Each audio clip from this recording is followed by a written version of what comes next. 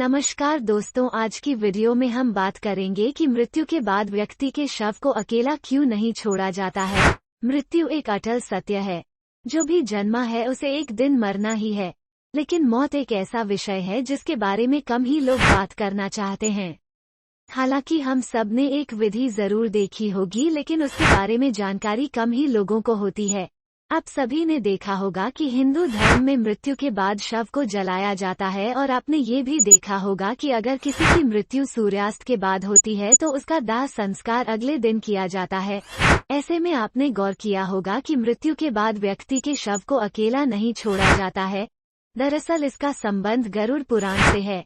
आइए समझते हैं इसके पीछे का कारण। हिंदू धर्म में अगर किसी की मृत्यु सूर्यास्त के बाद होती है तो उसके शव को रात भर घर पर ही रखा जाता है और अगले दिन उसका दाह संस्कार किया जाता है। इस दौरान शव को रात भर घर में ही रखा जाता और किसी न किसी को उसके पास रहना होता है। इसके पीछे की मान्यता है कि यदि रात में ही शव को जला दिया गया तो इससे व्यक्ति को अधोगति प्राप्त होती है और उसे मुक्ति नहीं मिलती है। ऐसी आत्मा असुर, दानव या पिशाच की योनि में जन्म लेती है। मृत शरीर को अकेले नहीं छोड़ने का सबसे बड़ा कारण यह है कि अगर शव को अकेला छोड़ दिया जाए तो हो सकता है कुत्ते बिल्ली जैसे जानवर उसे नोच खाएं, और गरुड़ पुराण की माने तो ऐसे में मृत आत्मा को भी यमलोक के मार्ग में ऐसी ही यातनाएं सहनी पड़ती हैं। इसके अलावा यह भी माना जाता है कि अगर शव को अकेला छोड़ दिया जाए तो उससे बदबू आने लगती है। ऐसे में यह जरूरी है कि वहाँ कोई न कोई व्यक्ति बैठा रहे और धूप या अगरबत्ती शव के चारों तरफ लगातार जलती रहे, ताकि शव से आने वाली दुर्गंध चारों ओर न फैले। इस अलावा शव को अकेला इसलिए भी नहीं छोड़ा जाता क्योंकि माना जाता है कि मरे हुए आदमी की आत्मा वहीं पर भटकती रहती है और अपने परिजनों को देखती रहती है। ऐसे में कहा जाता है कि इंसान की मौत के बाद शरीर आत्मा से खाली हो जाता है, जिस वजह से उस मृत शरीर में कोई बुरी आत्मा का साया अपना अधिकार जमा सकता है। यही वजह है कि रात में शव को अकेले नहीं छोड़ा जाता है और कोई न कोई इसकी रखवाली करता रहता है। यदि किसी व्यक्ति की मृत्यु पंचक काल में होती है तो पंचक काल में शव को नहीं जलाया जा सकता। शव का दाह संस्कार करने के लिए पंचक काल समाप्त होने का इंतजार करना चाहिए।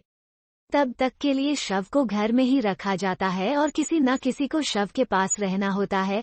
गरुड़ पुराण सहित कई धार्मिक ग्रंथों में इस बात का वर्णन किया गया है कि यदि पंचक में किसी की मृत्यु हो जाए तो उसके साथ उसी के कुल खानदान में 5 अन्य लोगों की मौत भी हो जाती है।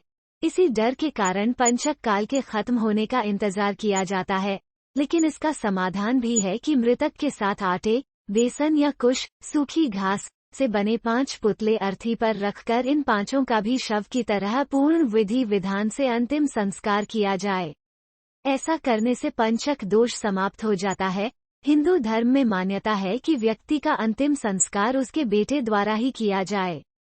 ऐसी स्थिति में अगर किसी का बेटा या बेटी कहीं दूर रहता है तो उसका इंतजार किया जाता है और शव को घर पर ही रखा जाता है।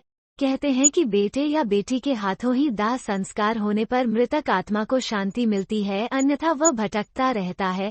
यह भी माना जाता है कि यदि ज्यादा समय हो जाए तो शव से निकलने वाली गंध के चलते कई तरह के बैक्टीरिया भी पनपने लगते हैं और मक्खियां भी भिनभिनाने लगती है। इसीलिए वहां इस दौरान अगरबत्ती की गंध और दीपक भी जलाया जाता है।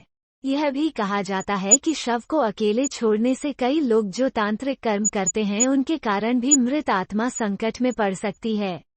इसीलिए भी कोई ना कोई शव की रखवाली करता रहता है। शव के आसपास जगह को साफ सुथरा किया जाता है और धूप के साथ ही दीपक भी जलाया जाता है, ताकि वहां दूर तक उजाला फैला रहे।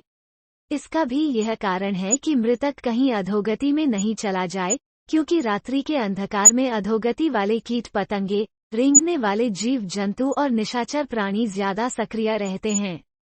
उस दौरान आत्मा यदि गहरी तंद्रा में है तो उसके अधोगति में जाने की संभावना भी बढ़ जाती है। उम्मीद है ये वीडियो हमारे प्रिय दर्शकों को पसंद आया होगा। वीडियो अगर पसंद आया तो इसे लाइक, शेयर और सब्सक्राइब कीजिए, ताकि आगे भी हम आपके लिए इसी तरह की ज्ञानवर्धक वीडियो लाते